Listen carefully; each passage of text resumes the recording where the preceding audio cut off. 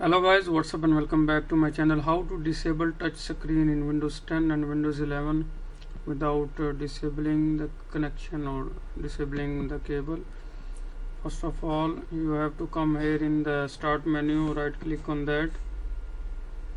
As you can see, my laptop is touch screen, so I will right click on that and then I will open the device manager.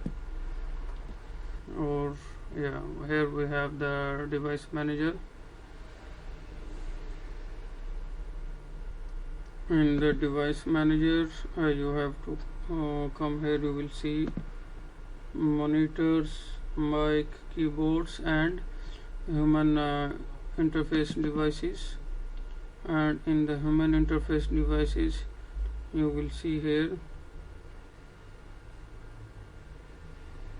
HID